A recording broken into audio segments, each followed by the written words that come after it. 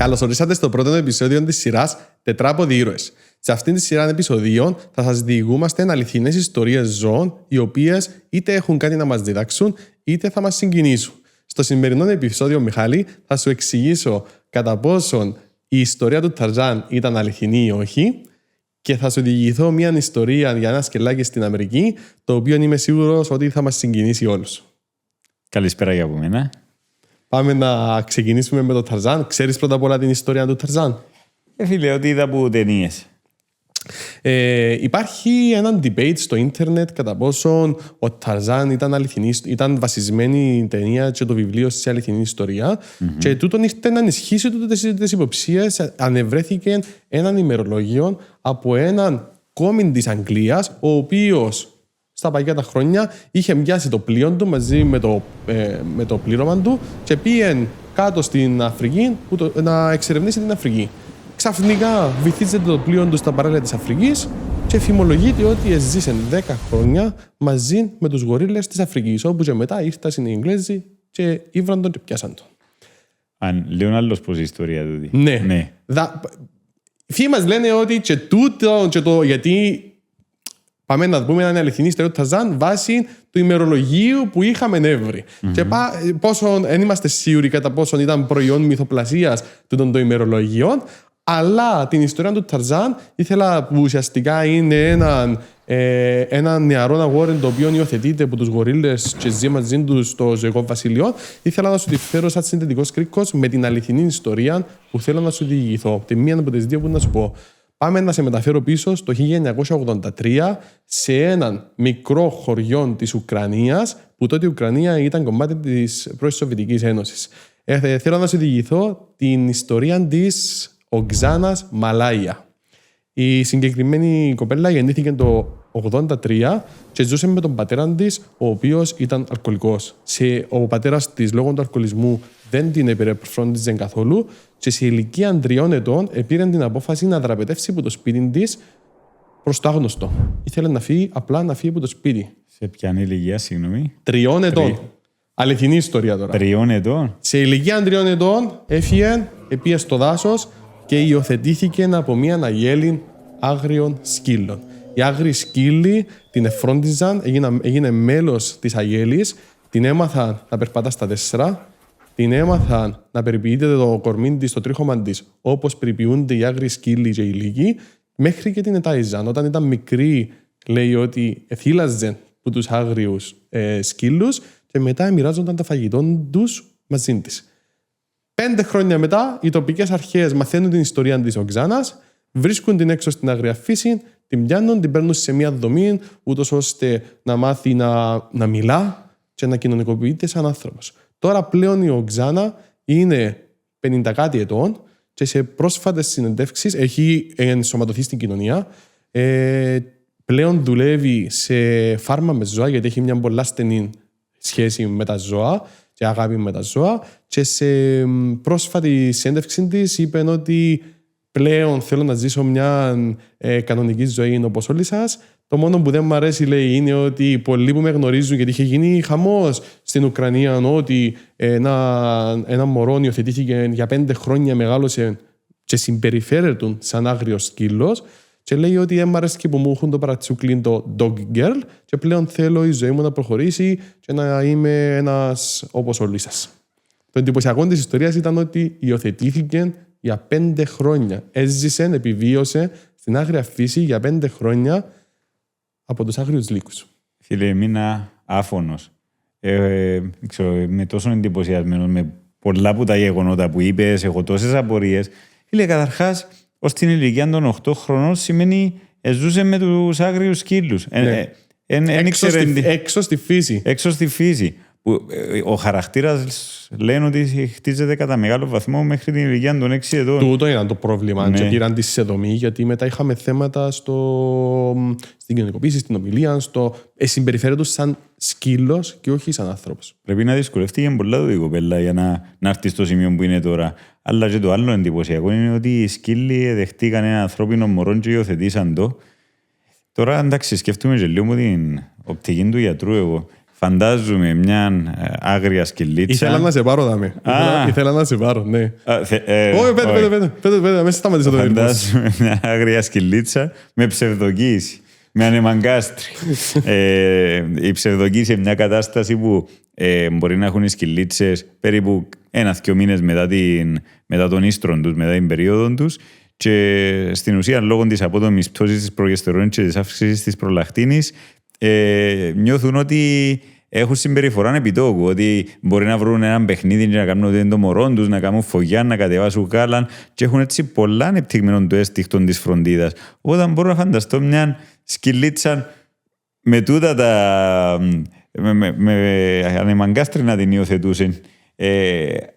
Εντάξει, δεν λέω ότι δεν ήταν τούτο θα γίνει σκέτο. Εγώ να σου το έπαιρνα ότι πόσες φορές είδαμε, όχι εμείς μόνο οι γιατροί, είδαμε τα παράξα της φύσης που λέμε, που βλέπεις ένας σκύλος να υιοθετά γάτος. Ένα γάτο, εγώ είδα ένα γάτο να υιοθετά πουλί.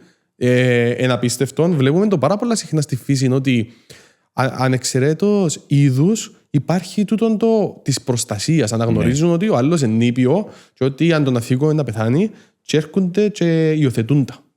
Είναι μόνο του ίδιου είδους και διαφορετικά. Στο ίντερνετ είναι γεμάτο τέτοιες ιστορίες υιοθέτησης από ένα ζώο σε ένα άλλο. Όντως. Ναι. Άρα είναι μόνο το να έπαιξε ένα δημαγκάστρι. Ναι, κάπως θεωρώ ότι είναι επιβίωσης, ένστικτον επιβίωσης. Ότι αναγνωρίζουν ότι είναι σκεφτούν έναν μωρό 3 ετών. Πρώτα απ' όλα σε τις συνθήκες ζούσε για να πάρει από μόνον του συνειδητά την απόφαση να φύγει. Όντως. Και τούτα ούλα λέει τα σε συνέντευξη. Θυμάται. Ναι. Και είπα ότι πλέον θέλω να γνωρίσω τη μητέρα μου, τη βιολογική μου τη μητέρα. Ο πατέρας της δεν ήταν. Ήταν λόγω του θέματος του πήγαινε. Σκέφτομαι ότι περνούσε όντως τον το μωρό. Ναι. Και 5 χρόνια δεν την εγγύρεψε κάποιος. Και ήταν με τους λίγους. Ναι. Τούν το πράγμα. Και πρέπει να ήταν πολύ κρυάδα στην Ουκρανία. Λέει ότι ήταν full, δηλαδή κοιμούνταν μαζί, αγκαλιά. Δηλαδή λέω σου τα πάντα, όπως συμπεριφέρεται μια αγέλη, ήταν ένα κομμάτι της αγέλης. Φίλε, εντύπωση. Ακόμα προσπαθώ να το αφομίσω, να το χωνέψω. Και ότι η κοπέλα τώρα χτύπα ξύλα ζει κανονικά, δηλαδή και μπορεί να σου διηγηθεί. Δηλαδή εγώ αν κάθομαι κάπου και ρωτούσα μου δεν θα πιστεύω. Θα πιστεύω ότι να ρωτούσα ψήματα που μου εγώ δυσκολεύκομαι εγώ λίγο. Φίλε, αν δεν τα έβρισκα όλα τα άρθρα και τις συνέντευξεις και τα λοιπά, που μιλά και η ίδια, θα πιστεύω. Και να σε πάρω στην επόμενη, που είναι ίσως που τις πιο συγκινητικές ιστορίες που άκουσα πρόσφατα. Θα σε μεταφέρω πίσω στο μακρινό 2002, στην Οκλαχώμα, στην Αμερική, παραμονή Χριστουγέννιου. Γεννιέται ένα σκυλάκι που δυστυχώς δεν έχει μπροστά πόδια. Στην ηλικία των 3 εβδομάδων, η μητέρα του τον παραγκονίζει γιατί δεν θα έχει μεγάλες πιθανότητες επιβίωσης και παίρνει η οικογένεια που το φρόντιζε στο κτηνίατρο. Ο κτηνίατρος λέει τους ότι το πιο πιθανό το σκυλάκι δεν θα τα καταφέρει, γιατί από τη στιγμή που δεν έχει 4 πόδια θα σέρνεται και θα υποφέρει από πόνους και έλκη, τριβής και κατάκλησης. Και η οικογένεια όμως λέει: εμείς θα τα καταφέρουμε, τουλάχιστον θα προσπαθήσουμε. Και παίρνουν το στο σπίτι, και ο γιατρός είπε τους ότι τουλάχιστον πρέπει να το προσπαθήσετε να το εκπαιδεύσετε να σταθεί στα 2 πόδια. Γιατί να σέρνεται η πρόγνωση είναι καλή. Τοποθετούσαν το φαγητό κάπου ψηλά και διούσαν, λένε πολύ χαρακτηριστικά, διούσαν με τα τρίτ ψηλά, ούτως ώστε να σηκώνει το κεφάλι και να δυναμώσουν τα κάτω τα πόδια. Είναι συγκινητικό που λέει ότι όταν εβδομάδες μετά κατάφερε το σκυλάκι να πηδήσει για πρώτη φορά και να σταθεί στα 2 πόδια, εκλέαν και δώκαν του το όνομα Faith. Δηλαδή πίστη. Το να έχεις την πίστη ότι ό,τι και να γίνει στη ζωή σου θα τα καταφέρεις και θα το ξεπεράσεις. Και υπάρχουν αμέτρητα βίντεο στο ίντερνετ που μετά από λίγους μήνες ζωής, που πλέον γίνηκε ενήλικας ο σκύλος, κατάφερε από τετράποδος να γίνει δίποδος, και υπάρχουν βίντεο που συμπεριφέρεται κανονικά σαν άνθρωπος. Περπατά μέσα στο μολ και όλοι μηνίσκουν άναυδοι που βλέπουν ένα σκύλο να περπατά ανθρώπινα. Ενδυνάμωσε τόσο πολλά τα πίσω πόδια που κατάφερε και έγινε δίποδη. Στέγεται στα 2 πίσω. Κανονικότατα. Φίλε, είναι το υπέρτατο της υπομονής και της επιμονής. Δηλαδή, δείξαν πίστη του διαθρώπη και καταφέραν τα. Όντως σηκώστηκε τρίχα μου. Η ιστορία της Faith όμως τώρα ξεκινά. το 2003, ένα χρόνο μετά, ξεσπά ο πόλεμος Αμερική-Ιράκ. Δυστυχώς, στους πολέμους υπάρχουν οι τραυματίες. Οι Αμερικανοί έστελναν χιλιάδες στρατιώτες στο μέτωπο και όταν έρχονταν πίσω υπήρχαν χιλιάδες τραυματίες και δυστυχώς και κάποιοι ακροτηριασμένοι. Και ξεκίνησε ο ιερός ρόλος της Faith, ο οποίος ήταν να τους συμπαραστέκεται και να είναι ένα σύμβολο πίστης και ελπίδας ότι ό,τι και να συμβεί στη ζωή σου μπορείς να το ξεπεράσεις. Ότι και ο ρόλος της δεν περιορίστηκε, επήρε τον βαθμό του λοχεία, αναγνωρίστηκε από τον Αμερικανικό στρατό, ήταν πλέον μέλος του Αμερικανικού στρατού, είδαν την πάνω, θεράπευσε πνευματικά, να το πούμε, ήρθε σε επαφή με πάνω από 2.500 στρατιώτες και πάνω από 3 εκατομμύρια ανθρώπους, γιατί δεν σταμάτησε ο ρόλος της Faith στους στρατιώτες. Επεκτάθηκε σε γεροκομεία, σε χώρους αποκατάστασης. Πλέον έγινε και ένα σύμβολο η Faith στην Αμερική και μέχρι και ο Ozzy Osbourne πήρε την σε συναυλίες, πήγαινε σε συνεντεύξεις στην Όπρα και σε μια συνέντευξη στην Όπρα έλεγε η κηδεμόνας της ότι μια ημέρα ήμουν στη Νέα Υόρκη στην πλατεία και έβλεπε με ένας άνθρωπος και έκλαιγε και φώναξε μου και πήγα να του μιλήσω. Και ήταν δυστυχώς ένας άνθρωπος ο οποίος είχε διαβήτη και έπρεπε να του κροτηριάσουν τα πόδια και έλεγε εγώ παίρνω πάρα πολλά μεγάλη δύναμη από τη Faith. Γιατί αν τα κατάφερε η Faith θα τα καταφέρω και εγώ.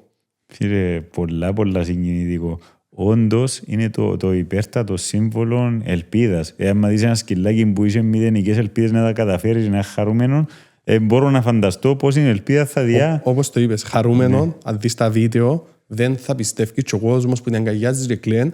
Η Ελέος έγινε σύμβολο. Έζησε 12 χρόνια και τιμήθηκε ως το υπέρτατο. Ναι, 12 χρόνια κατάφερε να ζήσει και ήθελε να δείξει στον κόσμο ότι στο σκοτάδι υπάρχει πάντα φως, ότι ό,τι και να παθαίνεις, ό,τι αντίξεις συνθήκες και να έχεις μπροστά σου, αργά ή γρήγορα μπορείς να το καταφέρεις. Ωραίο, πολλά ωραίο. Δηλαδή είναι τούτα που βλέπουμε τα και μερικές φορές και εμείς στη δουλειά μας υπάρχουν κάποιες ωραίες ιστορίες που αν τις πεις του κόσμου, δηλαδή ξέρεις, είναι κάποια ωραία, έναν φως μέσα στην καθημερινότητα που είμαστε, όλοι βιαζόμαστε, έχουμε μια αρνητική συμπεριφορά κτλ. Λες, ρε φίλε, τούτα είναι τα ωραία, τούτα να ακούγονται. Ισχύει ρε φίλε, εμένα αρέσει μου πολλά. Μπορώ να σου πω ότι έβαλαν το εμένα μέσα μου, ότι δεν πρέπει ποτέ να το βάλεις κάτω. Πριν ρώτησα για τα 12 χρόνια, όχι γιατί ελεία για ένα σκύλο, αλλά για τη Faith, λόγω της περίεργης τάσης της, υπολόγιζε ότι να είχε προβλήματα. Στο τέλος, όταν κατέληξε σε ηλικία 12 προς 13 ετών, οι κτηνίατροι είχαν τις έβρει. Είναι καλή η ιστορία της προς το τέλος. Είχε καρκίνο στα κόκκαλα στα πίσω λόγω της χρόνιας φλεγμονής, γιατί δεν έπρεπε να στέκεται ένα σκυλάκι στα δύο πόδια. Υπήρχε μια χρόνια πίεση στο μυοσκελετικό της και κατέληξε στα 13 της που τον την ασθένεια. Αλλά μέχρι μπορεί να υπάρχει ένα ρητό που λέει μπορεί η Faith να υπέθανε, αλλά η ιστορία της είναι για πάντα μαζί μας. Ωραίο. Κάπως έτσι νομίζω είναι ωραίο να κλείσουμε το επεισόδιο. Σε αυτήν τη σειρά επεισοδίων θέλουμε να σας λέμε πάντα ιστορίες οι οποίες να είναι μια ωραία παρένθεση σε μια σκληρή καθημερινότητα. Ιστορίες που μπορούμε να πάρουμε παραδείγματα και να μας συγκινήσουν. Μέχρι το επόμενο επεισόδιο. Γεια χαρά. Γεια σας.